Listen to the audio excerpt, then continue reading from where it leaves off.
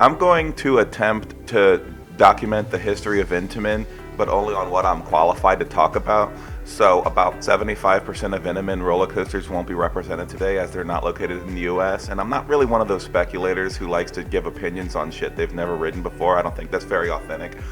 I'm gonna accompany this video with just the best backdrop ever, me eating a turkey leg during the journey through American Eagle, which is easily the most representative Intamin roller coaster of all of them. Like if you've ridden American Eagle, you've ridden everything Velocicoasters, same shit, right? So let me go ahead and tell you this great history. So Intamin started with their actual first roller coaster with Wilderness Run at Cedar Point, which used to be called Junior Gemini, and it's a kids coaster, and I haven't ridden it because they don't allow me to ride it, which shows how exciting it is. Next in line, it's this freaking thing, American Eagle, that for some reason they're only opening it up at like 12:30, 1 p.m. when the park opens at 10:30, 11 a.m. Like, that's not fair. But anyway, now that they've opened it, everyone's freaking out, and dude's like sticking his tongue out at me, being a rude asshole. Now he was with me on this trip, whatever. Anyway, I'm stalling for time. After that, there was Sarajevo Bobsled, Screamin' Delta Demon, and another Sarajevo Bobsled, Magic Mountain, Opryland, Great Adventure. The only one I've ridden is the only one left that's an Intamin in the US. It's Lava Bora, and it's pretty mid, but I mean, it's pretty fun. It just, the mock bobsled shit all over it, and flying turns I'm sure does too, if it would be open when I went and visited it. Then we have Disaster Transport, another one of those, probably the coolest because, you know, when it was Avalanche Run, it wasn't as cool, but enclosed, etc. Then Z-Force, which I can't offer an opinion, but everyone who has ridden it says it's a piece of shit, so, you know, take it for what it is. Shockwave, Intamin stand-up, haven't done it yet. I guess I have to go to the UK to some obscure park to go ride one of those. What, Drayton Manor or some of those shits, something like that? Yeah, whatever. It doesn't matter. Who cares about all that? And Rolling Thunder is another bob. Stop with the fucking bobsleds. There's so many relocations. It's hard to go through RCDB and tell the history of all this fucking shit, man.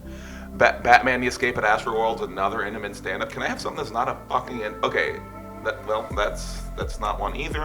All right, Cobra, Laron, it's another stand-up. Man, Intamin started terrible with like mid bobsleds, Wilderness Run, and just in fucking stand-ups. Man, anyway.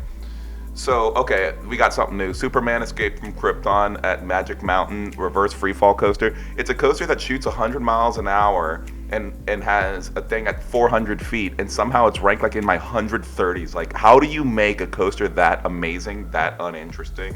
Really wild. Then Lightning Bolt at MGM Grand. I've never even heard of this. An Intamin family roller coaster. Nobody cares about all of that. Volcano the Blast. I mean, all the lore behind it sounds amazing. The only context I have is riding the Intamin Impulses, but I can only assume that a full circuit Intamin Impulse sounds like the best freaking thing ever. Absolutely. Wish I could ride it, but you know, it's in the past, and you can't return to the past, unfortunately. And then they did Ride of Steel at Darien Lake with the Intamin Mega Coaster. I didn't ride that shit, but I rode the one at Six Flags America, which is quite similar. And it's feels like a janky Millennium Force, but still worthwhile. And I would ride the shit out of it if I had it anywhere near me. Steel Venom at Giaga, bullshit. I went to Dorney. Okay, so it's the first Intamin Impulse. So they did that in 2000. And then a couple more Intamin Impulses at this park, for example, Great America, and also Discovery Kingdom and some other shit. Wicked Twister at Cedar Point, that thing's fucked, but I really enjoyed it. Where are we at?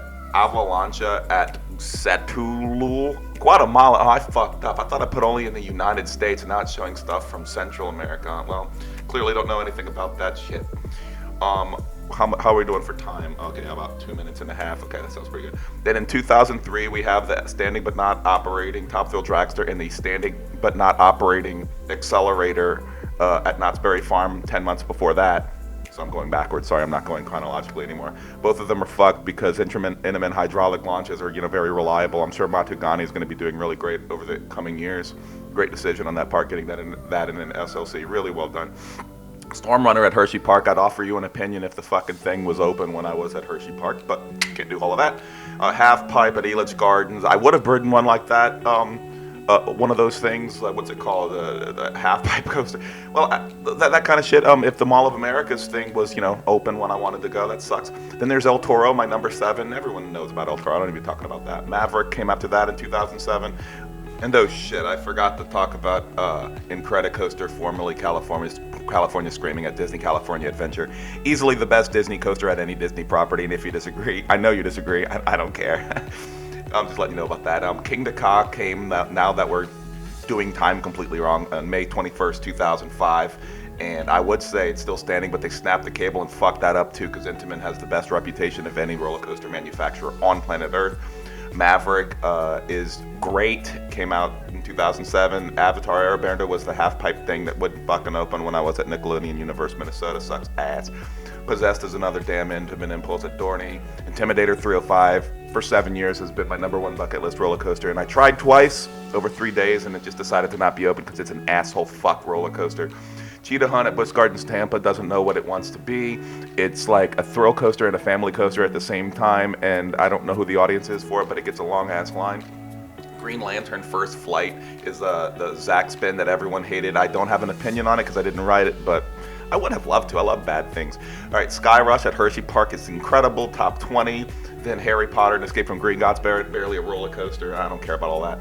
2017 Wave Breaker, and then a couple more of those. You know, those little, like, what do we call those shits? Like fucking family launch coasters. Nobody cares about those. They're not very interesting. But then the next interesting coasters are Blasting Bronco at New York, Nickelodeon Universe, and then Velocicoaster, which just shat on everything on planet Earth. Pantheon shat on everything on planet Earth too. Then Dark Coaster went down. Madagani wasn't even a 2023 roller coaster. Why are you telling me that? And that's about it, really. Thanks for listening. I know you learned nothing.